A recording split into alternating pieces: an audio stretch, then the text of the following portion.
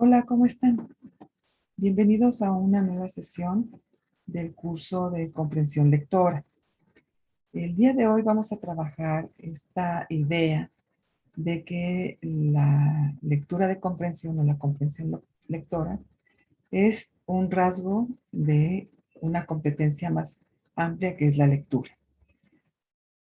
Permítanme presentar mi pantalla.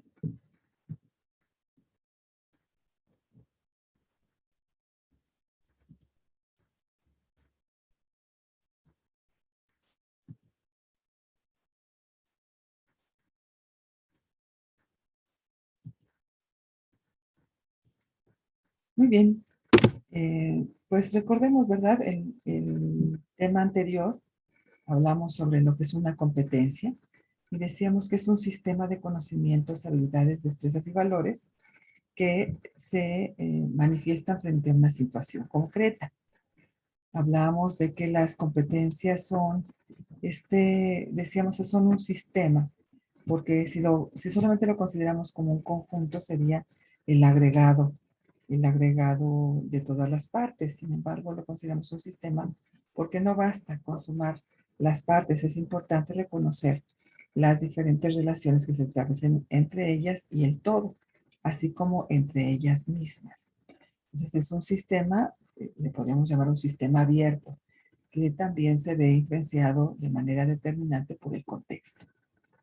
Entonces, hablamos de conocimientos, del saber, de destrezas, el saber hacer y de valores que nos llevan al saber convivir. Hablamos también de que se desarrollan y mejoran frente a situaciones adversas, que la escuela tendría que convertirse en una diseñadora de experiencias de aprendizaje donde el alumno enfrentará retos cognitivos para desarrollar con plenitud sus competencias. Nunca mar en calma hizo marinero experto. Hablamos también de que son inacabadas porque siempre se pueden hacer las cosas mejor. Una persona competente en cualquier área siempre podrá afinar sus conocimientos, aprender más, podrá volverse más hábil y transformarse en una persona diestra, podrá aprender a valorar de diferente manera y apreciar las cosas desde otros puntos de vista. Entonces, siempre son inacabadas. Tenemos un perfil, por supuesto, un perfil competencial. Sin embargo, cuando nos acercamos a él, pues obviamente ese perfil competencial se convierte en un horizonte, en un nuevo horizonte, se va reconstruyendo a fin de que el sujeto pueda ir perfeccionando sus habilidades y mejorando sus conocimientos. También dijimos son graduales. Por lo general, las competencias o cada uno de los aspectos de las competencias, de los elementos que la conforman, siempre van de lo simple a lo complejo. Entonces, gradualmente uno se va volviendo más competente. En los saberes, por supuesto, es empezar de lo simple a lo complejo. También son preventivas, dijimos, porque una persona competente previene problemas.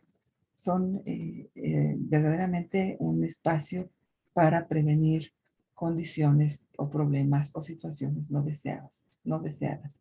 Y son inherentes al ser humano, dijimos, porque en tanto se nace persona, se es potencialmente competente en algo, en alguna área, en la música, en el arte, en la ciencia, en algo uno puede ser competente por el simple hecho de nacer persona.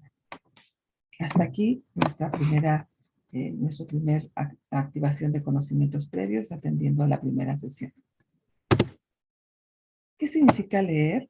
Bueno, hemos comentado que leer es comprender el sentido de cualquier tipo de representación gráfica. Leer la hora es leer una partitura, leer un plano, leer un croquis, leer hoy, por ejemplo, entender un texto a partir de emoticonos, de esas representaciones pictográficas. Eso también es leer. Leer es comprender el sentido de cualquier tipo de representación gráfica. Entonces, no solamente es la lectura de un libro o de un texto escrito a partir de las grafías que conforman el abecedario en el idioma español o en cualquier idioma, sino que significa poder comprender algunos otros sistemas de símbolos. Ustedes saben que hoy en día es muy apreciado y muy común que en textos, en portadores de textos, como lo son los teléfonos celulares, los mensajes de WhatsApp o los mensajes de Facebook, nosotros utilizamos cada vez más iconos, emoticonos le llaman, y uno tiene que saber interpretarlos. En algunas ocasiones, esto no es una cosa fácil y a veces equivocamos el sentido de una imagen y la confundimos con otra. Entonces uno tiene que aprender esta decodificación para poder darle un sentido y entender lo que se nos está, el mensaje que se nos está dando. Leer, dicen también, que es situarnos frente a un texto escrito y decodificar el mensaje que nos quiere transmitir el autor. Esto ya frente a una lectura de un documento presentado a partir del uso de las grafías en nuestro caso, del idioma español. Es decir, de la combinación socialmente aceptada de vocales y consonantes. Por supuesto, acompañadas de otros elementos tipográficos como son los signos de puntuación. Y por supuesto, ese documento, ese texto, ese libro que estamos leyendo, se rige por una serie de ordenamientos o leyes que le llamamos reglas gramaticales. Entonces, saber leer no solamente es juntar las palabras, sino también saber en cierta forma estas reglas gramaticales que nos permiten generar un tipo de entonación cuando nosotros estamos leyendo. Cuando tenemos esos elementos para poder comprender el texto, entonces entendemos el mensaje que nos da el autor. Una coma, un acento, un signo de admiración, una letra mayúscula cambiada por una minúscula, pueden cambiar totalmente el sentido de un texto que estamos leyendo. No se entona de la misma manera el punto y seguido o el punto y aparte. La coma o el punto y coma se entonan de manera diferente. Entonces, el conocimiento básico, por lo menos, del uso de las reglas gramaticales nos permite poder comprender con precisión lo que transmite el autor. Es decir, un texto no solamente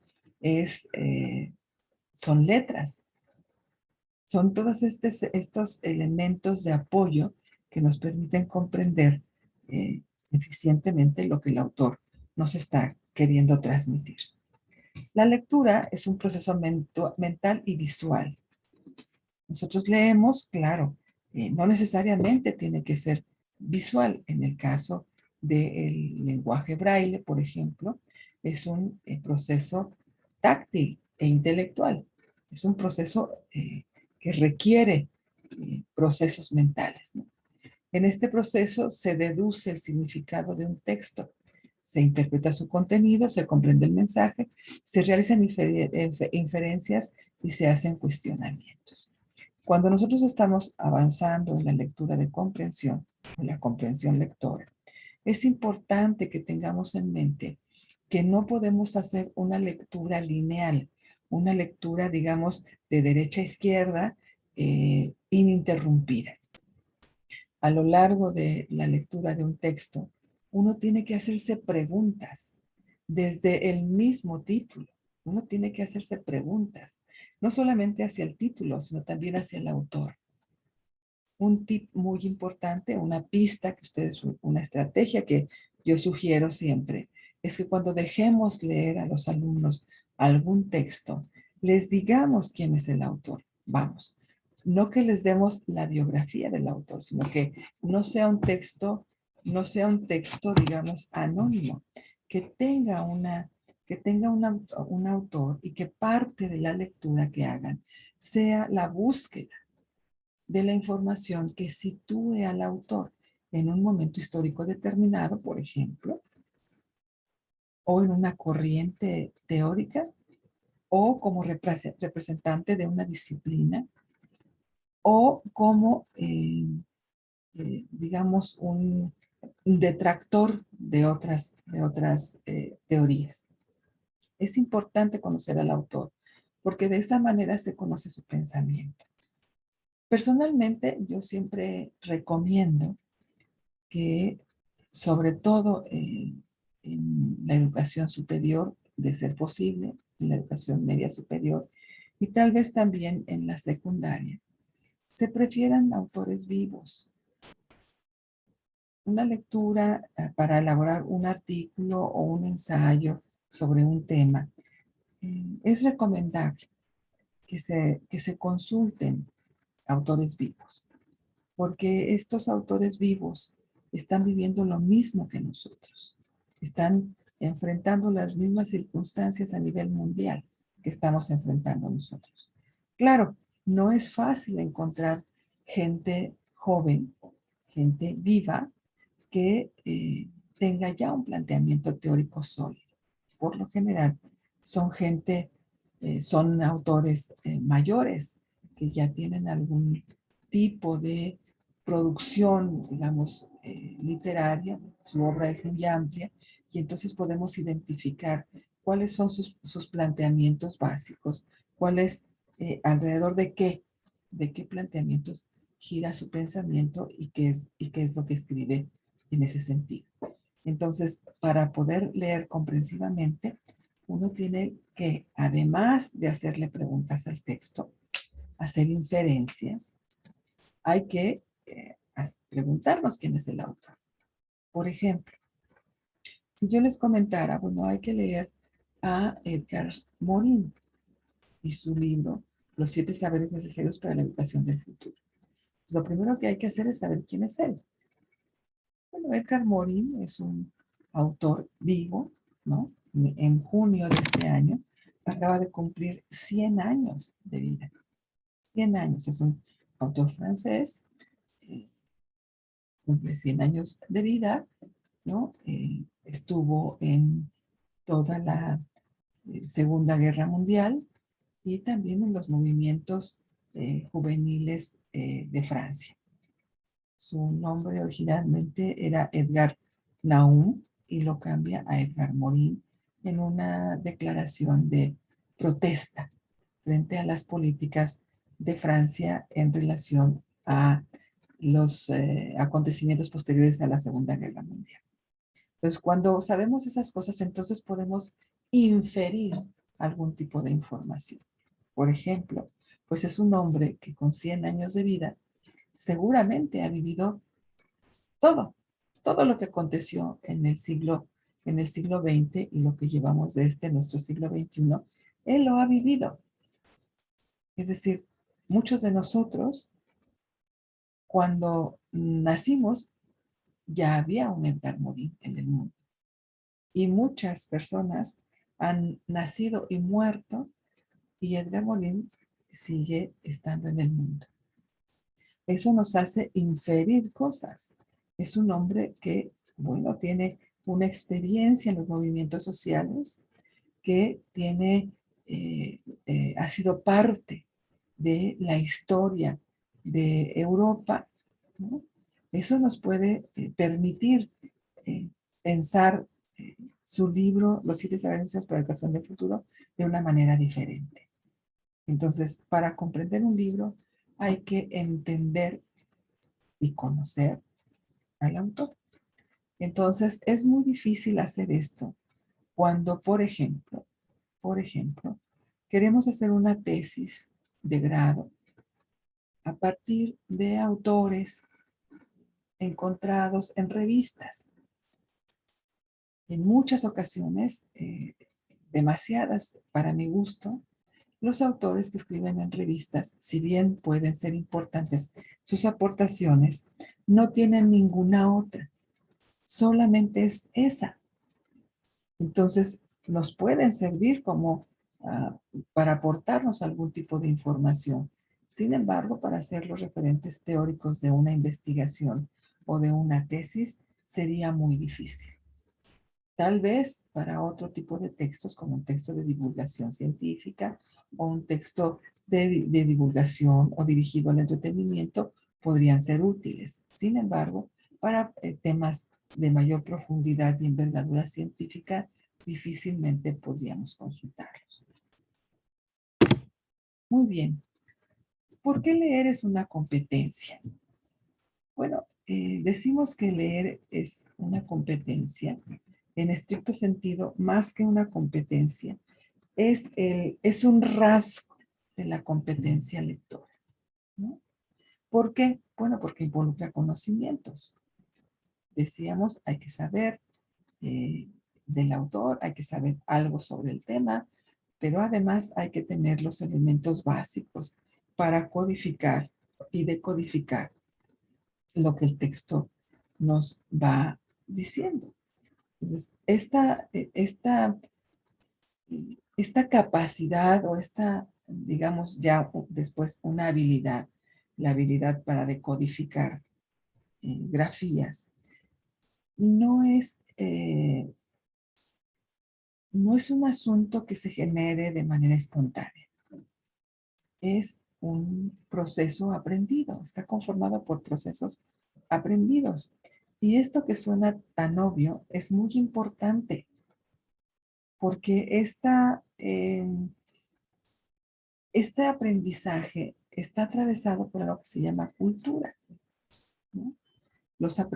Todo aprendizaje está atravesado por algo que se llama cultura.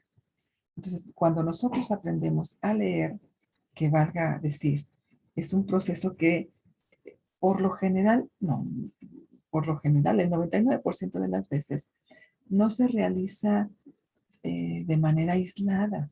Por lo general, el leer va acompañado del escribir. Entonces aprendemos a leer y escribir de manera al mismo tiempo. Luego entonces, leer y escribir son dos procesos diferentes que implican procesos mentales diferentes, pero que sin embargo los vamos construyendo al mismo tiempo. No solamente eso, decía yo, sino que estos procesos de leer y escribir tienen un fuerte referente, un fuerte arraigo con el contexto y con la cultura del grupo social al que pertenecemos. Entonces nosotros necesitamos saber eso.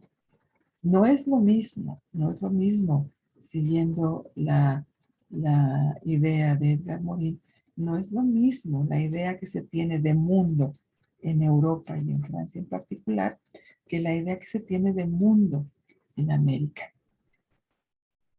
Recuerden ustedes que Europa viene de una posición eurocentrista, mientras que América pues tiene otra forma de ver el mundo. Tenemos una forma diferente de referirnos a la historia. Es un asunto que determina, la cultura determina lo que leemos y lo que escribimos. Pero no solamente lo que leemos, sino, claro, me refiero a que determina nuestro gusto por determinado tipo de textos, pero también determina el significado que le damos al contenido de un texto. Eh, lo- el cómo significamos las cosas es algo muy importante y eso solamente se explica a partir de las pautas y las pautas culturales y las huellas culturales que tenemos como, como, como parte de un grupo social. Implica valores, leer implica valores. ¿Qué valor le conferimos al acto lector, a la actividad lectora? ¿Lo hacemos por obligación? Esa es una valoración. ¿Lo hacemos porque vamos a solucionar una necesidad? Esa es una valoración. ¿Lo hacemos por gusto? Esa es una valoración. Lo hacemos porque creemos que las personas que leemos aprendemos más cosas, somos más entendidos, digamos, hay quien nos llama, a los que leemos, nos llama letrados. Somos más letrados, podemos comprender el mundo de otra manera. Si leo, mejoro mi forma de escribir. Si creemos alguna de esas cosas es que estamos haciendo una valoración. Implica la valoración. ¿Por qué elijo un título y por qué no elijo otro? ¿Por qué prefiero a Edgar Morin y no a Maturana? Los he leído a los dos, pero prefiero a uno. ¿Por qué prefiero un tipo de lectura y no otra? ¿Por qué prefiero leer libros de divulgación científica o novelas? ¿O qué tipo de novela busco? Hay una cuestión valoral ahí, a nuestro alrededor. ¿Qué importancia se le da a la lectura? ¿Es importante para el grupo familiar, para el grupo escolar? Entonces yo lo voy a valorar. Si no es importante, si es más conveniente o si es más valorado el acto, por ejemplo, de jugar videojuegos, bueno, ese será mi esquema de valores con el que yo me acerque a la lectura. Si se valora más eh, un, un texto con imagen a un texto con letras, ese es un tipo de valor. Este proceso, este conjunto de procesos que implica leer, se enseña y se aprende. Aun cuando de manera casi natural, digo casi porque insisto, esto es aprendido. De manera casi natural, tenemos una disposición a leer, a juntar palabras, a contar, tenemos una disposición cultural, ¿no? Hoy los niños nacen con esa disposición, bueno, todos nacemos con esa disposición a juntar las palabras, a contar del 1 al 10. En fin, tenemos esa, esa inclinación y la escuela, la familia, se encargan de ser los primeros en aproximarnos a estos procesos, a veces de manera informal, de manera no sistematizada, de manera sin ninguna intención, como es el caso de la familia o de los amigos, nos llevan, ¿no? Nos llevan a través de la lectura o nos van comentando qué dice en la calle cuando somos muy pequeños. No hay como una sistematización hasta que entramos a la escuela, que ahí sí se organiza de manera muy puntual para enseñarnos a leer y a escribir. Se presenta, decía yo, potencialmente en todos los seres humanos. O sea, de manera natural tenemos una disposición para ello. Se desarrolla gradualmente frente a la necesidad de leer. Los niños muy pequeños, ante la necesidad de poder eh, leer una carta, un recado, leer un mensaje que ven en el celular de la mamá, leer un anuncio publicitario, esto que le llamamos portadores de texto, se enfrentan a ellos y van sintiendo la necesidad de leer, ¿no? Entonces, empieza eh, con cuestiones muy elementales. Las maestras de preescolar lo sabrán. Empezamos utilizando portadores de texto, que finalmente son apoyos que continuamos trabajando durante toda la educación básica y media superior, y en ocasiones también en la educación superior. Esto que llamamos portadores de texto. Ahí es donde el niño se aproxima, donde las personas nos aproximamos a temas que desconocemos. El niño se aproxima a la lectura. Y en educación superior, estos portadores de texto nos permiten aproximarnos a temas que no conocemos. Entonces, tenemos el desarrollo de la lectura y de la lectura comprensiva es gradual.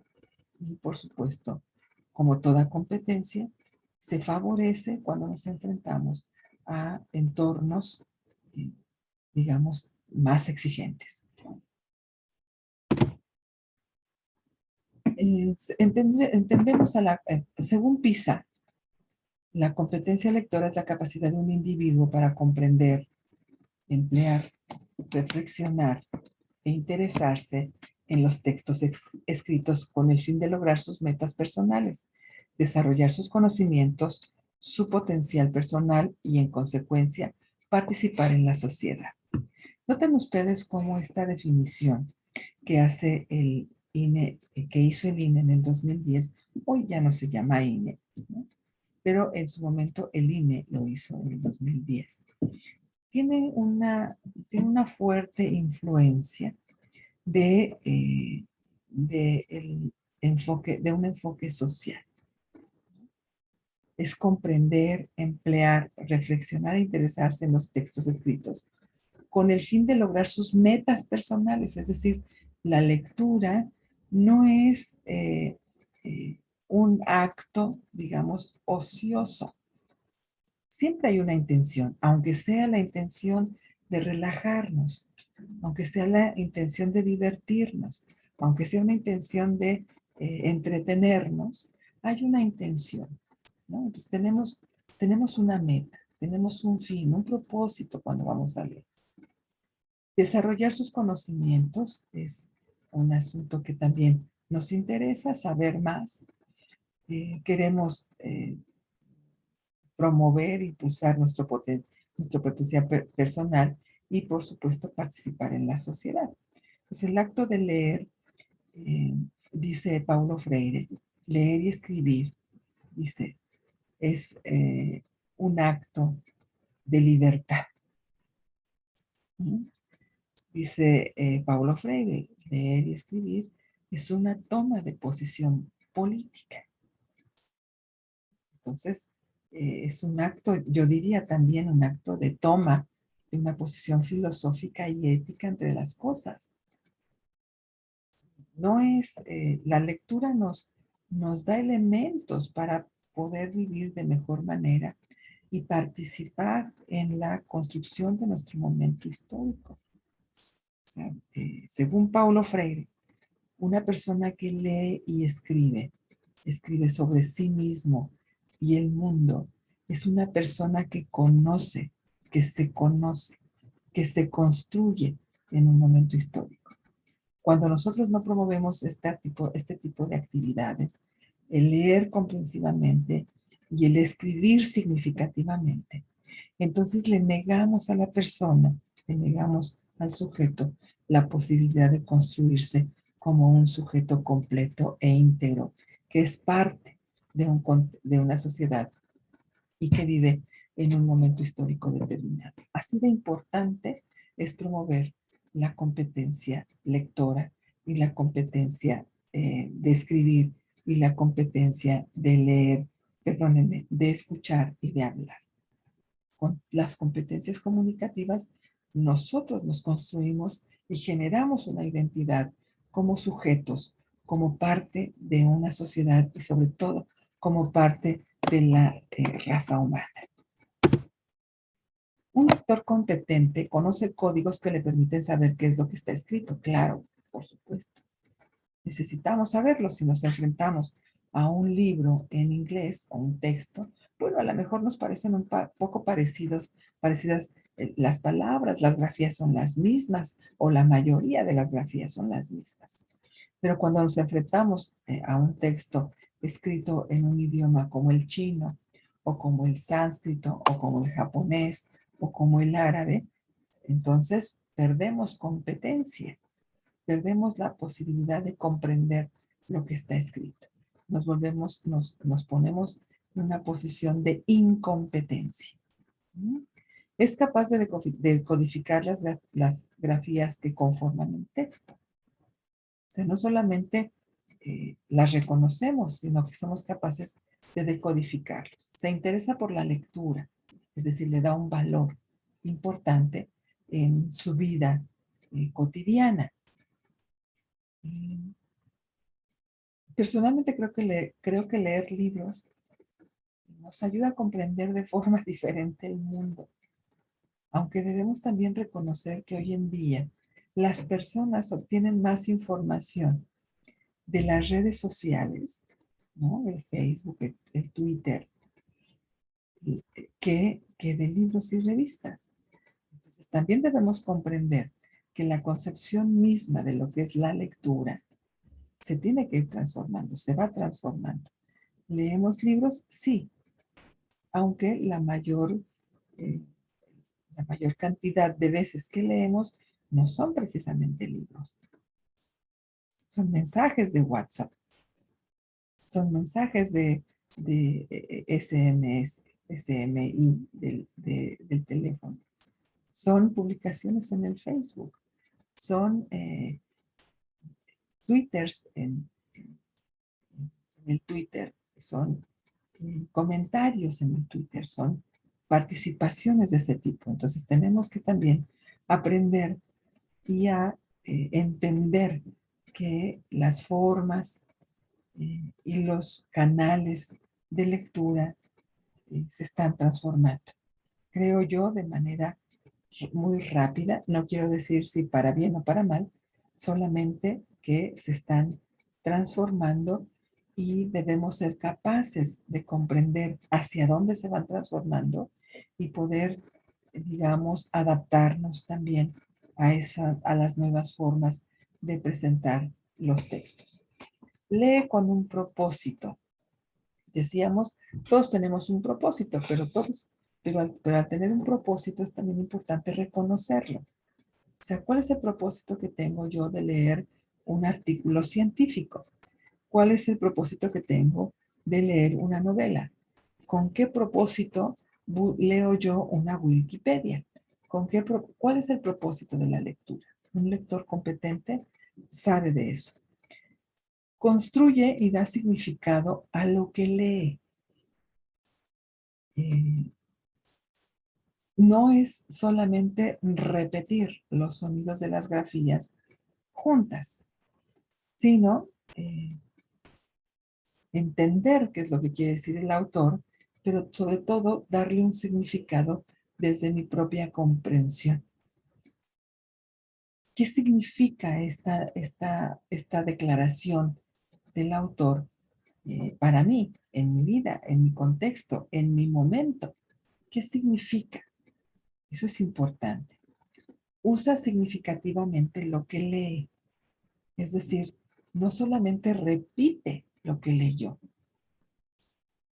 Con frecuencia ahí nos quedamos, ¿eh? Incluso, bueno, no les he comentado, pero yo tengo varios años ya de dirigir tesis de licenciatura, maestría y doctorado, y con mucha frecuencia me encuentro con eso. Con mucha frecuencia me encuentro con eso, con que nos quedamos en repetir lo que los autores dicen. Ahí nos quedamos. Y no se trata de eso, se trata de entender lo que leo, darle un significado a partir de mi propia experiencia, de mi propia existencia, y usarlo, usar eso significativamente para resolver un problema, para tomar una decisión, para construir nuevo conocimiento, para buscar más información. Entonces, tengo que usarlo significativamente. Y por supuesto, valora la lectura como una práctica social del lenguaje. Me sirve para comunicarme. Y depende la circunstancia en la que esté, es el tipo de lectura que voy a utilizar. Bueno, según PISA, la competencia lectora tiene tres dimensiones: el texto, la situación y los procesos. Yo incluí uno más, que es el contexto. Se lee en un contexto, se lee en un lugar. Estoy en una biblioteca, estoy en la sala de mi casa, estoy en el auditorio de la escuela, estoy leyendo un libro de la Revolución Francesa junto a la Torre Eiffel en París. Estoy leyendo la Odisea de Homero. La estoy leyendo en Alejandría. Todo eso tiene un significado. El contexto, el contexto en el que lo estoy leyendo, por supuesto, pero el contexto en el que se escribió el libro también es importante. Yo tengo que comprender la realidad, el momento, la sociedad en la que Homero escribe la Ilíada y la Odisea. Tengo que entender el momento en el que Miguel de Cervantes escribe su obra El Quijote. Tengo que comprender el momento en que el autor está escribiendo para poder entender, digamos, lo que me quiere decir. Entonces, el contexto en el que yo leo y el contexto en el que el autor escribió el documento son muy importantes y yo debo tener conocimiento de uno, del contexto en el que escribió, y conciencia del otro, conciencia del momento histórico en el que estoy viviendo.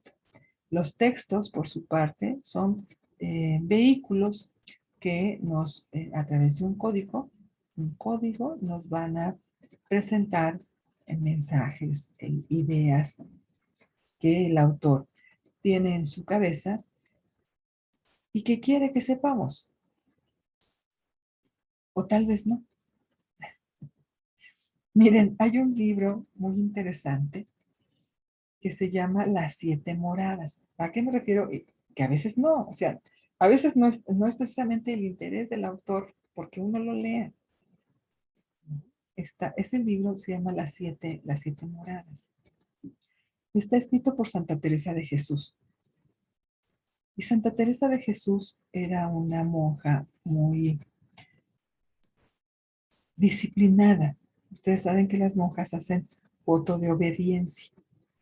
Entonces Santa Teresa de Jesús tenía capacidades eh, extraordinarias desarrolladas. Era una mujer meditadora, era una mujer contemplativa. Entonces tenía una gran capacidad de análisis y de reflexión y de concentración que le permitía hacer cosas que otras personas no podían hacer. Entonces, su superior, el sacerdote, que era su confesor y su jefe también en la organización, le pidió que escribiera el libro. Ella no quería escribirlo, no quería escribirlo. Pero pues el voto de obediencia la obligó a que obedeciera a su confesor. Entonces, si ustedes leen el libro, es un libro bastante complicado de leer. Es más, tiene severos problemas de construcción del lenguaje.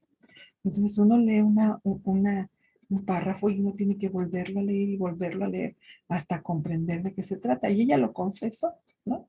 Bueno, pues es que yo escribía y no leía yo lo que escribía. O sea, yo escribía porque era mi obligación, yo tenía que obedecer a mi confesor y yo escribía. Entonces yo escribía, pero no me regresaba a revisar lo que había escrito. Entonces, si estaba bien escrito, si era interesante, si representaba lo que yo quería decir, eso yo nunca me di cuenta, ¿no? Y lo dice en el mismo libro, ella expone, bueno, no ella, su biógrafo, expone esta característica.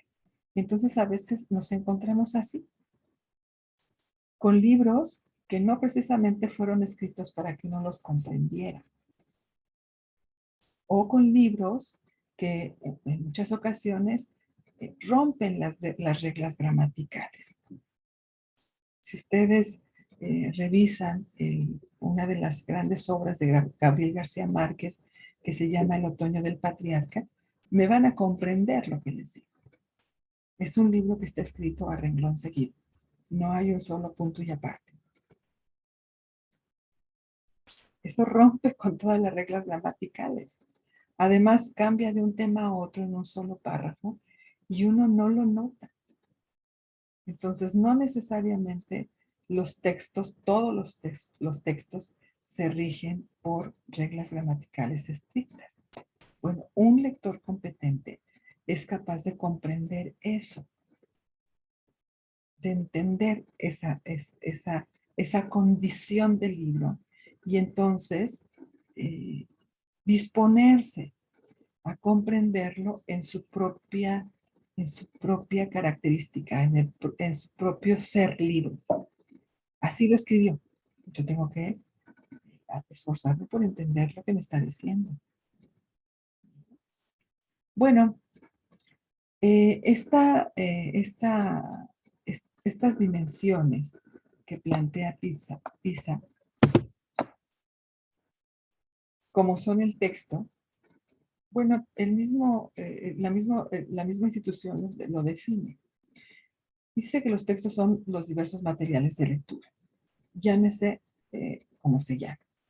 Puede ser, por supuesto, los más conocidos son los libros, pero puede ser también un folleto, pero puede ser también un instructivo, pero puede ser también el menú de un restaurante, o puede ser una guía turística, o puede ser, por supuesto, un mapa.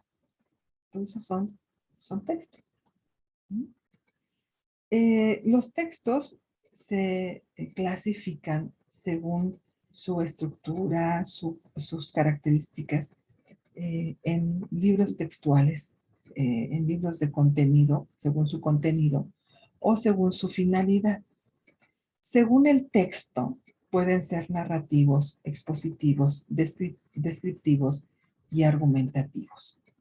Según el contenido, se pueden clasificar en libros de contenido continuo, discontinuo y mixto. Y según su finalidad, se pueden dividir en informativos, científicos, de entretenimiento. ¿Son las únicas formas de clasificar los libros? Realmente no. Puede haber infinidad de formas de clasificar los textos.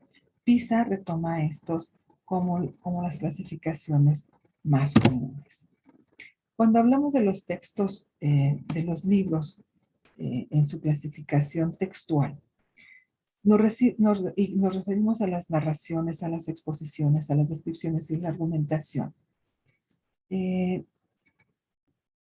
Nos estamos refiriendo a ese tipo de libros en donde al hacer una narración se relatan hechos reales o imaginarios que suceden a determinados personajes en un lugar, ¿no? Ahora, una narración no solamente eh, puede ser a partir de la presentación de personajes. Podemos narrar un evento natural, ¿no? Por ejemplo, podemos narrar eh, el surgimiento de un volcán, la erupción de un volcán, la migración de las mariposas monarca, la eclosión de un huevo. Podemos narrar una escena, ¿no? Entonces, cuando contamos algo que nos ha sucedido o que hemos soñado, cuando contamos un cuento, estamos haciendo una narración. La narración se distingue porque hay algunos personajes, hay un narrador, alguien que describe, hay una situación que se establece a partir de tiempo y lugar, ¿no? Y que nos va presentando los acontecimientos. Cuando hablamos de una descripción, nos referimos entonces a textos que van presentando de manera detallada alguna situación, alguna, algún, algún hecho. Se puede hacer descripción, hay un tipo de descripción que se llama descripción densa. Esa descripción es muy particular de los antropólogos y de los arqueólogos y en su momento de los sociólogos.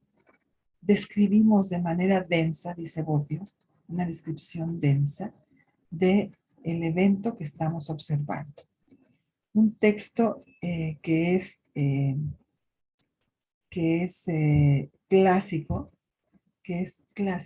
es el de Nicolás Malinowski, Los Argonautas del Pacífico Oriental. Describe la vida de un grupo, de una tribu, y describe todo. Eso es lo que llamamos la descripción densa. Es a detalle, a detalle. Se escribe a partir de imágenes. Entonces, el lector es capaz de imaginarse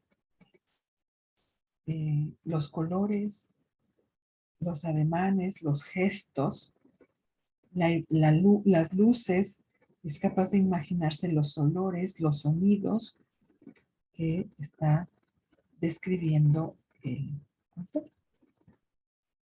Entonces, la descripción es una forma de escribir un texto también muy interesante. Los textos argumentativos, por su parte, son aquellos donde se defienden las ideas personales o los puntos de vista o las posiciones que tenemos frente a un tema, ¿no? Requiere, por supuesto, del conocimiento profundo de un tema, pero también de los elementos necesarios para poder opinar sobre él. Con frecuencia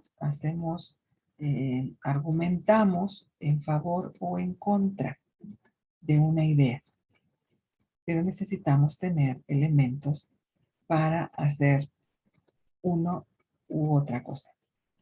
Y los textos expositivos son textos que tienen como objetivo informar de forma clara y ordenada sobre un tema, ¿no? Se va a exponer, digamos, el proceso mediante el cual se separa eh, el agua y el aceite. Entonces, son textos que exponen procesos que se realizan alrededor de un tema, exponen un tema, presentan un tema de manera ordenada.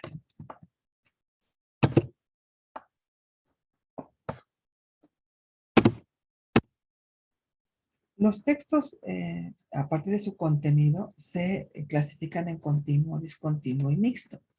Los textos continuos son aquellos que ofrecen información de forma ininterrumpida. Por ejemplo, los cuentos, los capítulos de un libro, los ensayos, las novelas, etc. Uno los lee de corrido. Ahora, les digo que hay textos que rompen con ese tipo de idea. Entonces, hay un libro que escribió Héctor Aguilar Camín, que es un escritor mexicano muy importante, vivo, por supuesto, que se llama El olor de la madera, el resplandor de la madera.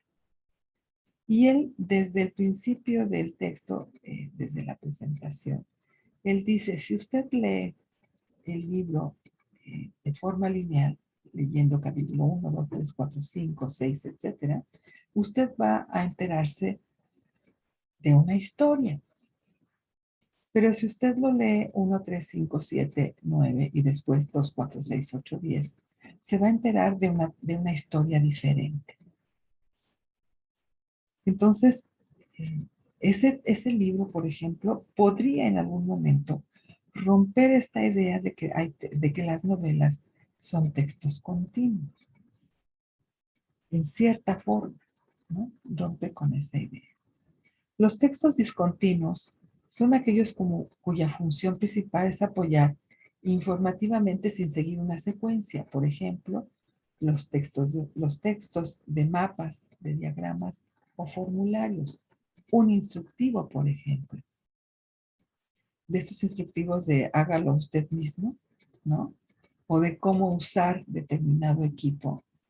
O un mapa incluso para poder leer un croquis, pues nosotros tenemos habilidad, necesitamos ciertas habilidades. Esos son los que llamamos textos discontinuos.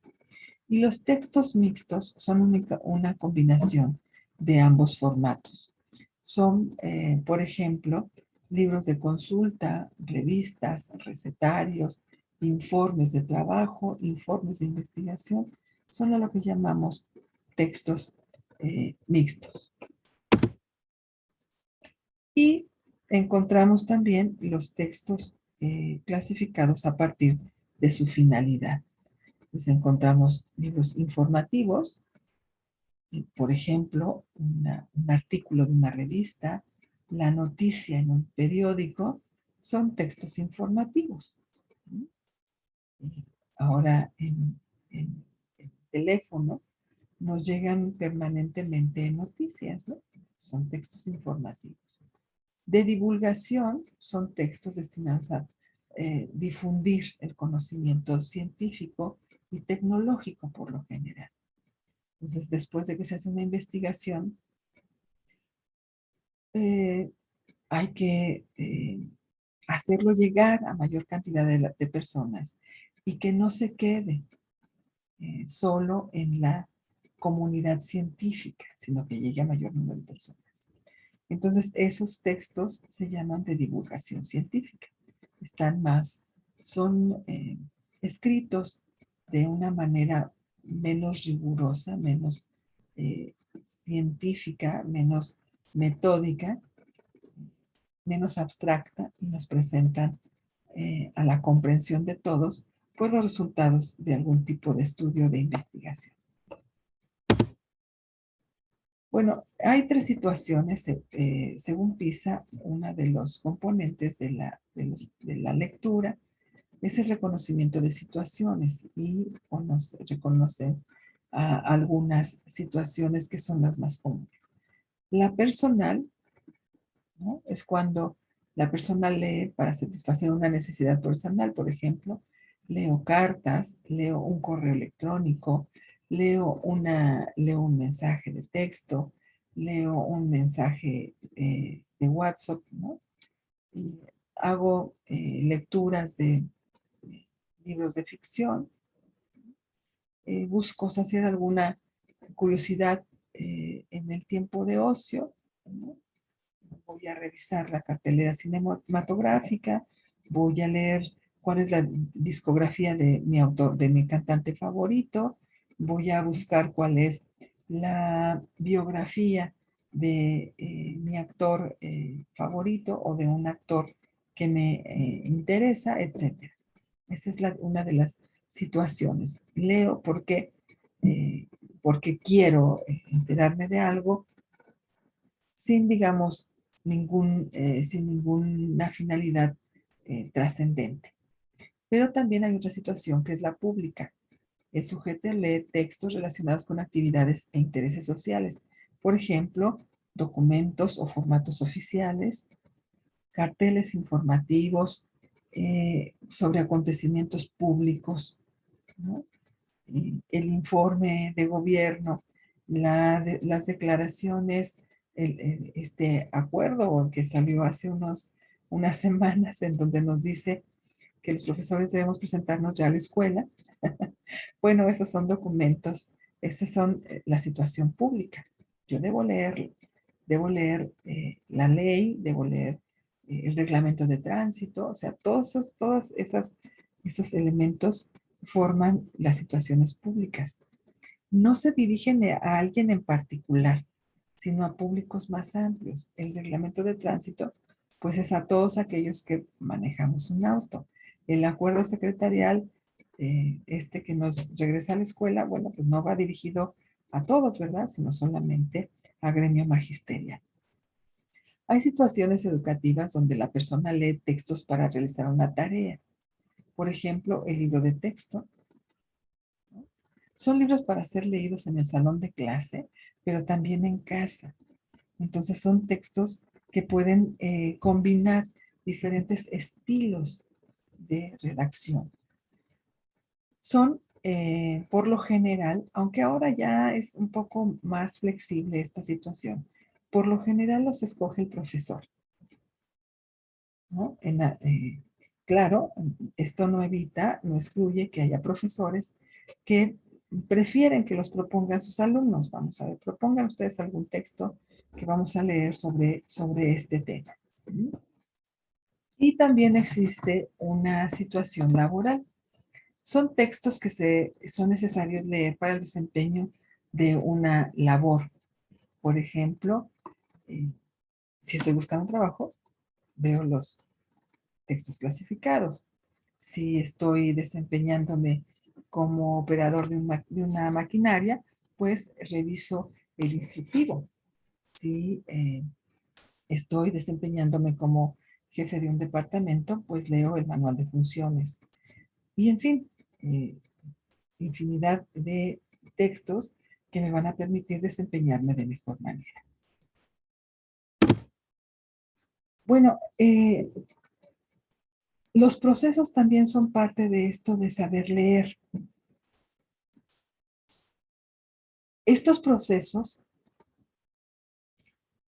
se observan de manera externa cuando el sujeto está leyendo, pero son procesos que ocurren al interior de nuestra cabeza. Son procesos intelectuales, son habilidades cognitivas. Entonces, estos procesos, por ejemplo, son el de acceder y recuperar, entre otros. Esto lo propone PISA, sin embargo, podría haber otros. Es un proceso de acceder y recuperar. Implica habilidades asociadas a buscar, seleccionar y reunir información alrededor de un tema, pero también implica separar, distinguir la información relevante para un tema de la irrelevante. Hay que separarla. Esta información me sirve, esta otra no. Es asociar información con un tema específico. Para empezar, es identificar la existencia de un tema y su pertinencia. Eso implica, y eso ocurre en la mente, en el cerebro. Integrar e interpretar. Este proceso requiere que el lector relacione las diferentes partes de un texto, que entienda el capítulo 1, la introducción, el prólogo, que pueda entender lo que es un epígrafe, un capitulado, un anexo, un índice, ¿no? Que pueda entender lo que es eso. Entienda, reconozca las ideas estructurantes, las ideas que cohesionan eh, eh, el texto y que les dé sentido, le dé sentido a lo que esté leyendo. Es decir, que comprenda cuál fue la intención del autor al escribir. Que anticipe, que infiera, que suponga y reconozca implicaciones. Todos esos procesos que son internos se manifiestan cuando estamos leyendo. Que reflexione y evalúe, es decir, que aproveche lo que se aprende mediante la lectura, que cuestione las ideas que están en el texto y que vaya conformando una posición, un punto de vista sobre el tema. Requiere entonces comparar ideas entre autores y contrastarlas con las propias de otros textos, disculpen, ¿no? De otros textos. Y también que los contraste con la realidad misma. No solamente puedo quedarme en la idea de contrastar las ideas de los autores.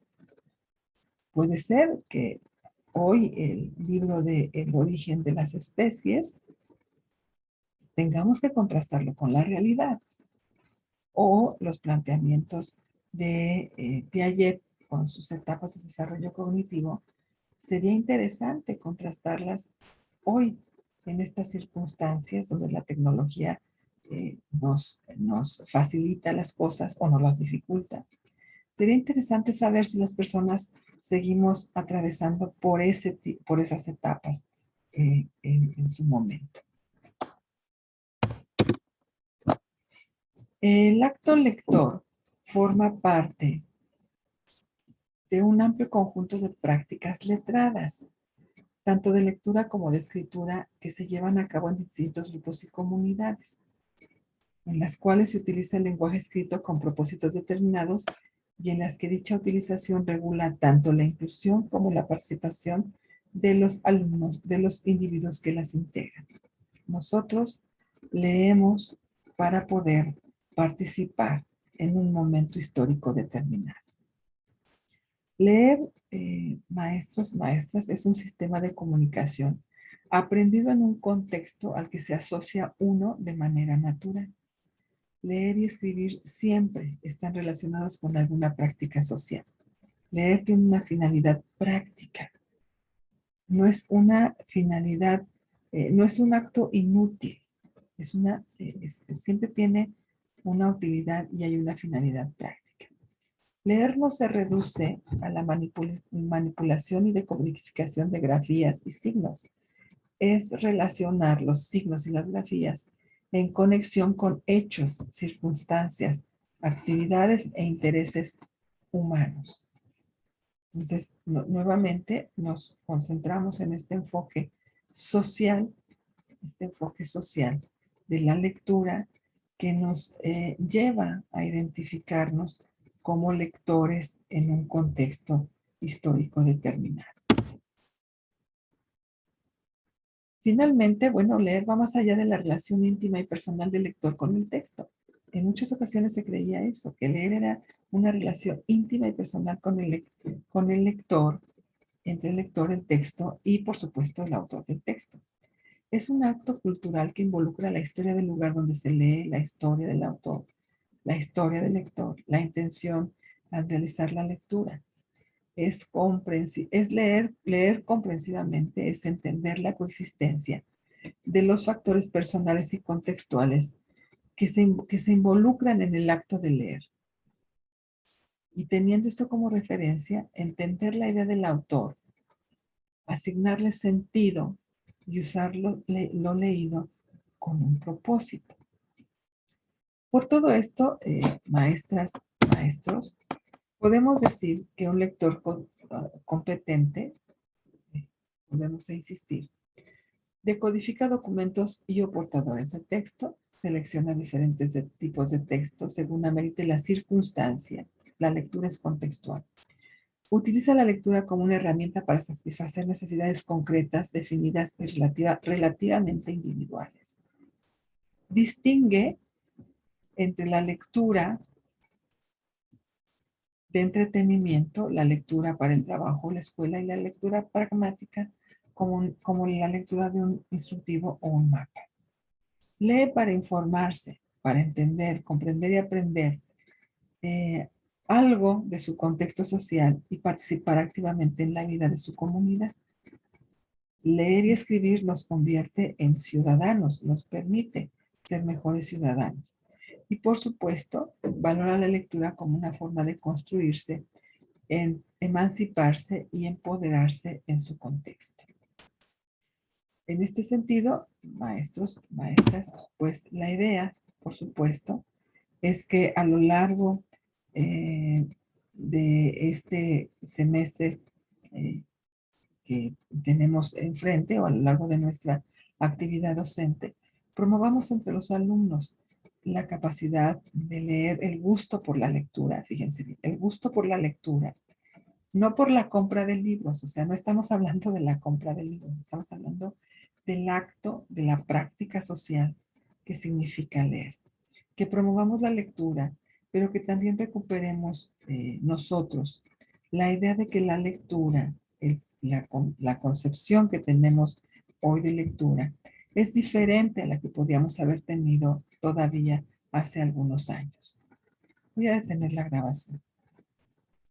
Es así, maestros, que vamos concluyendo nuestra sesión del día de hoy, en donde buscamos identificar a la lectura de comprensión como uno de los rasgos de la competencia lectora. Como siempre, les agradezco mucho su asistencia y les deseo que estén muy bien. Hasta luego.